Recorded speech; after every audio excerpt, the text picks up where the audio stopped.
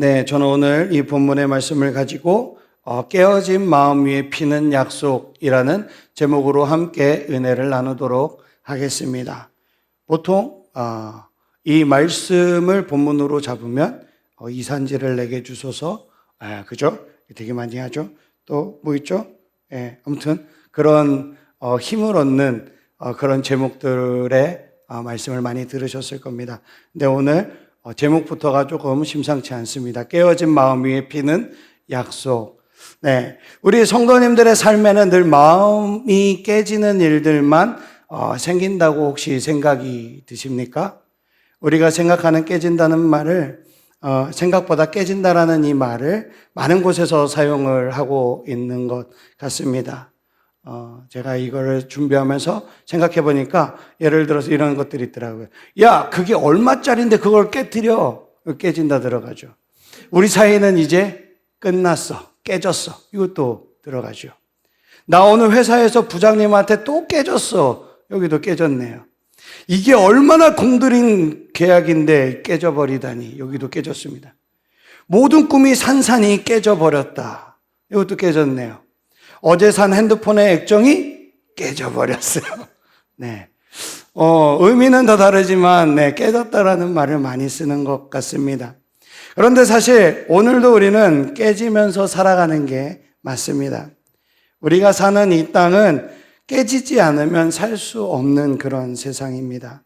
약속도 깨지고요, 계약도 깨지고요, 결혼도 깨지고요, 심지어는 우리의 소망도 깨질 수 있습니다.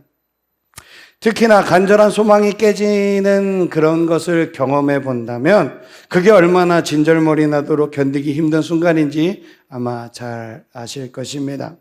요즘같이 노력을 아무리 한다고 해도 되는 일이 없는 이 세상에서는 더더욱이 그럴 것입니다. 혹시 깨진 유리창을 그냥 방치하면 그곳을 중심으로 범죄가 확산된다는 그런 이야기를 들어보신 적이 있으십니까? 네. 이런 경향은 잘 사는 동네건 못 사는 동네건 마찬가지입니다.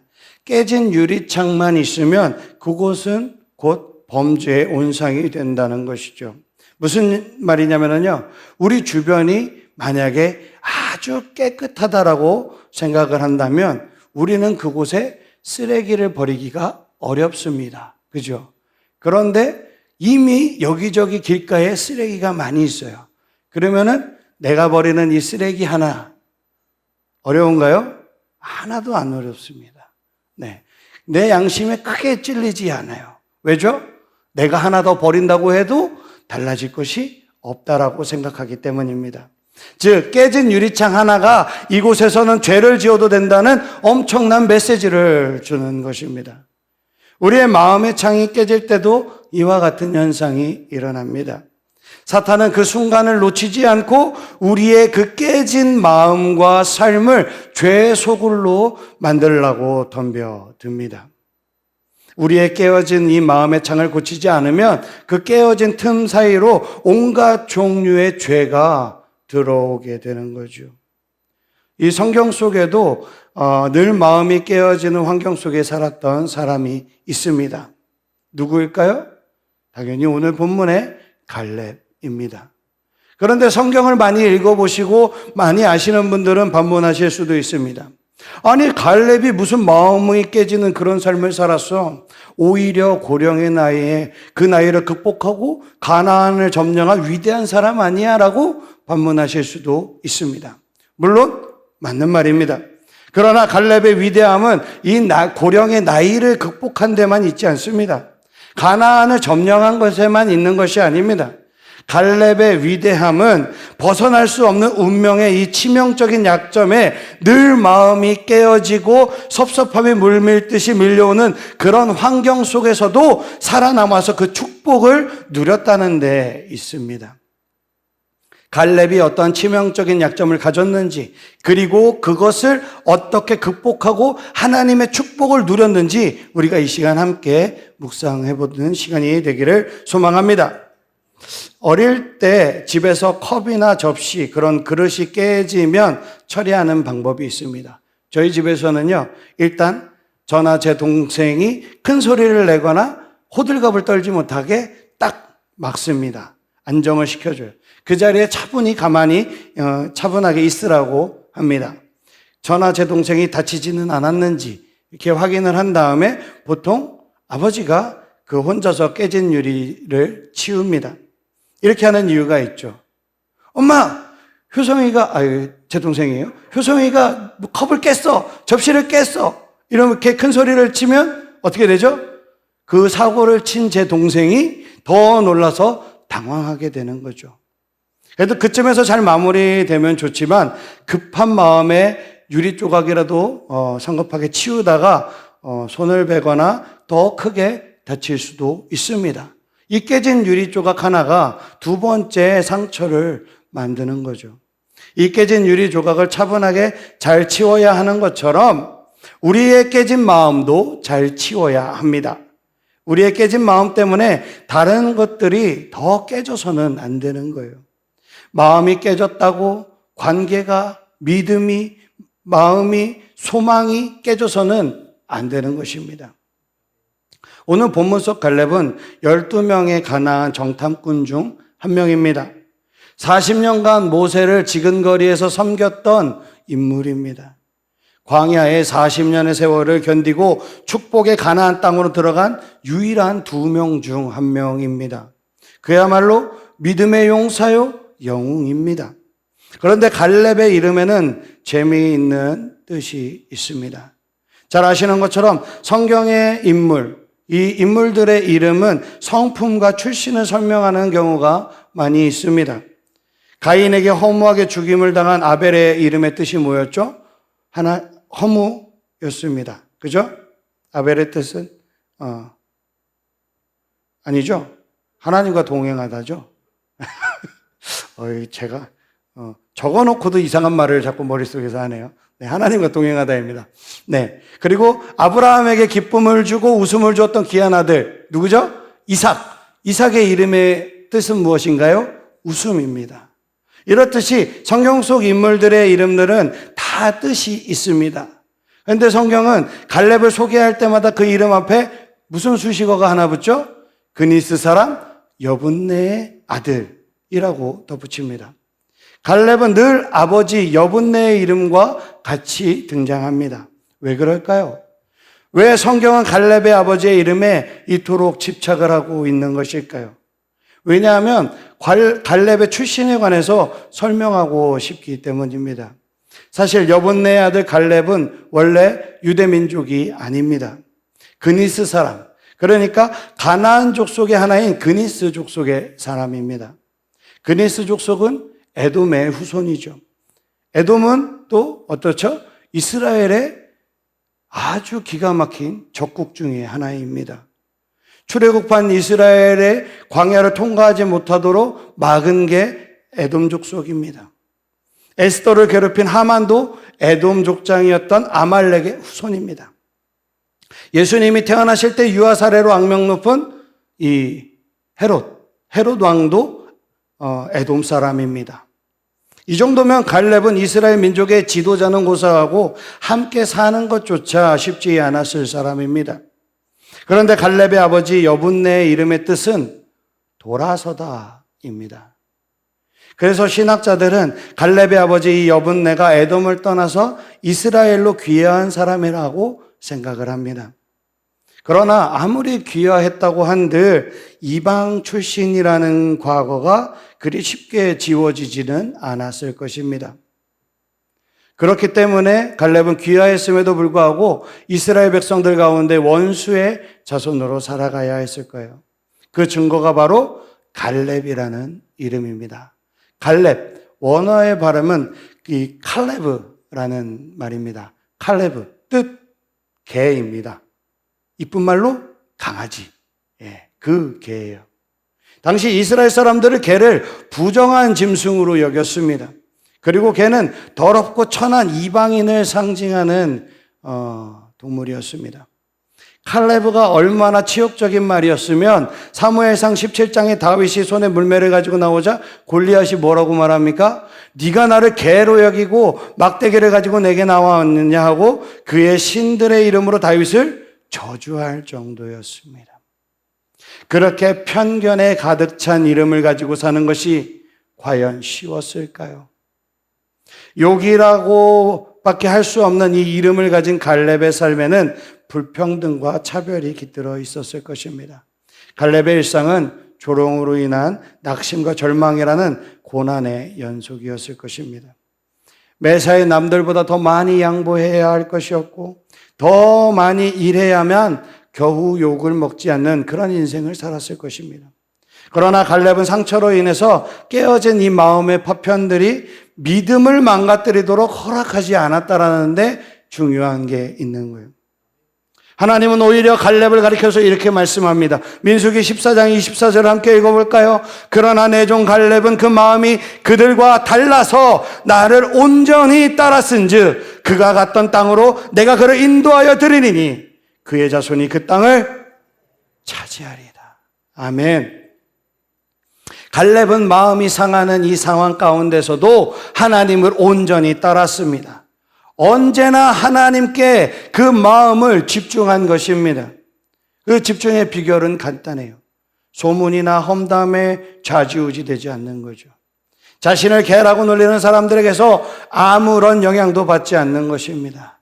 어떠한 부당함도 나의 신앙으로 잘 이겨내고 오히려 그들을 용서하는 것이죠. 프레드 러스킨 교수는 용서에 대해서 이렇게 말을 합니다. 용서란 자기가 원하는 것을 삶이 허락하지 않을 때도 평화롭게 살아가는 법을 배우는 것이다. 원하는 삶이 펼쳐지지 않아도 편안하게 사는 것, 그것이 바로 용서인 것입니다. 아마도 갈렙은 용서를 통해서 마음의 평안을 얻는 그런 방법을 익힌 신앙의 대가였을 것입니다. 그렇다면 이제 우리도 이 갈렙의 비결을 오늘 배웠으면 좋겠습니다. 그래서 태풍 속에서도 하나님께 집중하면서 고요를 누리고 살아가기를 주님의 이름으로 축복합니다. 그러기 위해서 무엇인가로 인해서 내 마음이 깨져도 용서할 줄 알아야 하는 거예요. 그렇게 우리가 용서할 때 나에게 행복이 오고 축복이 주어진다는 것을 믿으시는 저와 여러분들이 되시기를 주님의 이름으로 축복합니다. 고난의 대명사, 우리가 욥을 한번 생각해 보죠. 욥이 고난 후에 회복이 되고 다시 하나님의 큰 축복을 받게 된 것은 단순히 그가 회개했기 때문이 아닙니다. 축복은 욥의 친구들을 용서할 때부터 시작이 되었습니다. 욥기 42장 10절을 볼까요? 욥이 그의 친구들을 위하여 기도할 때 여호와께서 욥의 공경을 돌이키시고 여호와께서 욥에게 이전 모든 소유보다 갑절을 주신지라. 아멘. 욥이 그의 친구들을 위하여 기도할 그때에 여호와께서 욥의 공경을 돌이키시고 모든 이전의 소유보다 갑절이나 주셨다는 것입니다. 욥을 위로하는 척하면서 그 욥의 마음을 괴롭혔던 친구들을 용서하고 오히려 그 친구들을 위해서 기도할 때에 하나님이 욥을 다시 축복해 주신 것입니다. 용서야말로 나를 살리고 나를 축복하는 비결입니다. 내 마음을 깨뜨리고 나를 아프게 하는 사람이든 환경이든 모든 것을 용서하시기를 주님의 이름으로 축복합니다. 그때 바로 축복이 시작되는 그 순간이 될 것입니다. 한때는 이 충자, 벌레 충자를 붙여서 상대방을 조롱하는 말들이 많이 있었습니다. 뭐 급식충, 한남충, 뭐 마음충, 많았어요.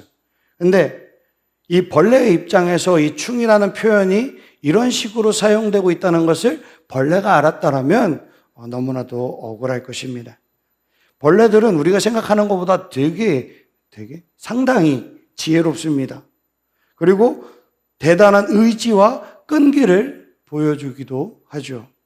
심지어 장래에 소망을 품고 차근차근 미래를 준비하는 게 벌레입니다. 그중 대표적인 예가 거미입니다. 우리는 거미가 거미줄을 치고 먹이가 거미줄에 걸리기만을 기다린다고 생각하지만 거미도 날아다닙니다. 아시죠? 거미 날아다니는 거. 모르셨어요? 그 대한민국 전 세계 사람들이 다 아는 건데 모르셨어요? 날개 없는 거미가 어떻게 나냐고 반문하실 수도 있지만 진짜로 실제로 날아다닙니다. 독일의 한 대학의 거미 연구에 따르면 거미가 해발 4.5km까지 날아간다고 합니다. 이 연구 결과에 있는 거예요. 제가 그 논문을 발췌할 수가 없어가지고 제가 그냥 기사만 보고선 적었는데 그렇다고 합니다.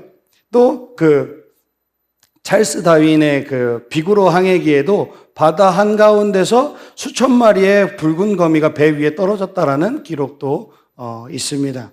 어떻게 날개도 없는 이 거미가 바다를 건너고 수백 킬로를 날아갈까요?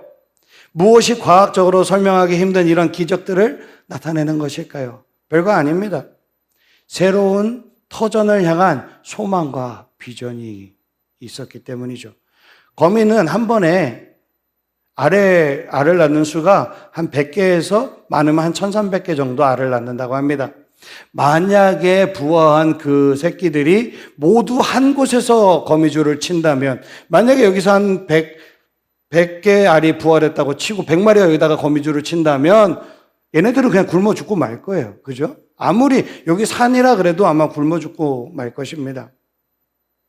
그래서 이들은 생존을 위한 새로운 도전을 하는 거예요. 거미줄을 길게 뽑아서 바람결에 날려버립니다. 그리고 어디로 향하는지도 모를 그 비행을 하는 거죠. 이런 도전이 날개 없는 거미가 수백 킬로를 가게 만드는 것입니다. 사랑하는 성도님들, 날개 없는 이 작은 거미조차도 소망을 품고 날아보려고 노력을 하는데, 하나님의 형상으로 지음받은 우리들은 과연 어떠한 삶의 모습을 보이고 있는 것입니까? 깨진 마음으로 미련을 품는 대신에 소망을 품고 새로운 축복을 꿈꾸며 마음의 그림을 그리시기를 주님의 이름으로 축복합니다. 하나님께서 나에게 허락하시고 그 주실 가나안 땅, 축복의 땅에 집중하시기를 주님의 이름으로 축복합니다. 우리가 그 비전에 집중을 한다면 우리의 깨어진 마음의 상처들이 치유가 될 것입니다. 갈렙이 하나님의 말씀과 약속에 온전히 집중했던 것처럼 우리도 그 하나님의 말씀과 약속에 집중해야 하는 것입니다.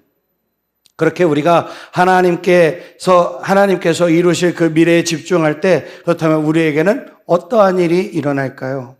우리는 살아남고 강해지고 능력을 받고 축복까지 받는다라고 성경은 우리에게 이야기해 주고 있습니다. 우리 본문 10절을 한번 읽어보도록 하겠습니다. 이제 보소서, 여호와께서 이 말씀을 모세에게 이르신 때로부터 이스라엘이 광야에서 방황한 이 45년 동안을 여호와께서 말씀하신 대로 나를 생존하게 하셨나이다. 오늘 내가 85세로 돼. 네, 아멘. 갈렙은 여호와께서 나를 생존하게 하셨다라고 말합니다. 가나안 정탐꾼의 세대가 다 죽고 사라졌지만 여호수아와 갈렙만은 끝까지 살아남았습니다. 축복의 시작은 우리가 무엇인가를 얻어내는 것이 아니라 내가 가진 것을 먼저 잃지 않는 것입니다. 여전히 움직일 수 있고 기도할 수 있고 찬양할 수 있는 그것이 축복인 것입니다. 여전히 생존해서 내가 하나님의 사역에 뭐라도 하나 동참할 수 있다면 그것이 축복의 시작인 줄 믿습니다. 그리고 이어지는 갈렙의 축복은 당대의 젊은이들과 함께 전쟁에 임할 수 있도록 여전히 강건했다라는 거예요. 그냥 목숨이 붙어있는, 누워서 숨만 이렇게 헐떡헐떡 쉬는 것이 아니라 비전을 바라보는 젊음이 여전히 갈렙에게는 있었다는 것입니다. 결국 갈렙은 가나안 땅을 유산으로 얻었고 평화의 축복을 받았습니다. 갈렙의 축복은 깨진 이 마음의 창을 고치고 온전히 주님의 말씀에 집중한 결과였습니다. 갈렙은 자신에게 주어질 축복을 늘 마음속에 그리고 있었던 거예요. 사랑하는 성도님들, 우리는 세상의 이론이 아니라 하나님의 법칙에 지배를 받고 사는 사람들입니다. 우리는 하나님의 말씀처럼 30배, 60배, 100배의 열매 맺는 삶을 살아야 하는 그런 사람들입니다. 큰 그림을 그리고 크게 이루어가야 할 사람인 거예요. 째째하게 과거의 상처에 매여서 낙심하고 절망하지 마세요.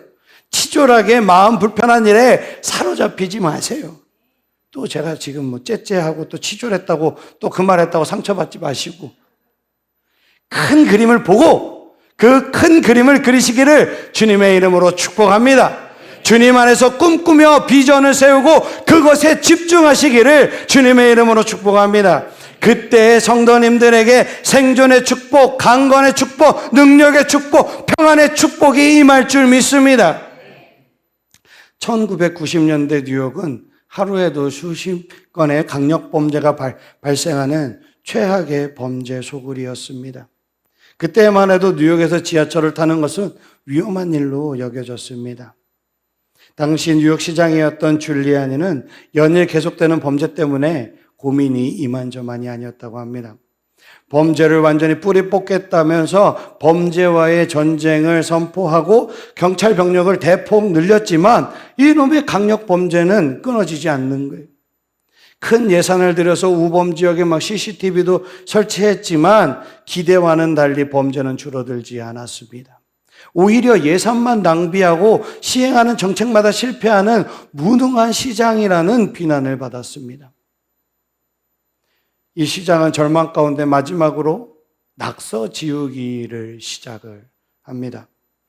왜냐하면 작은 범죄나 무질서를 방치하면 더 큰 범죄로 이어질 수 있다라고 그렇다고 믿었어요. 그래서 낙서를 지우는 것이 범죄 예방에 효과적일 거라고 생각했던 것입니다.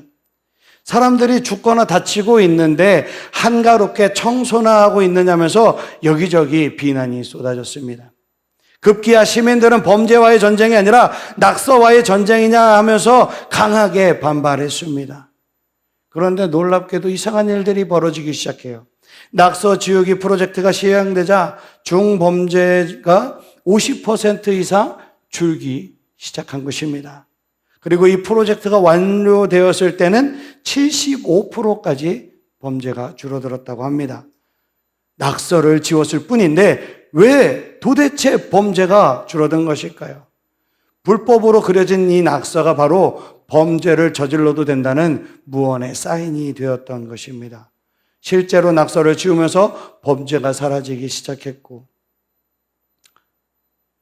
그 낙서를 지우는 사소한 행동이 범죄를 막는 아주 중요한 비법이 되었던 것입니다.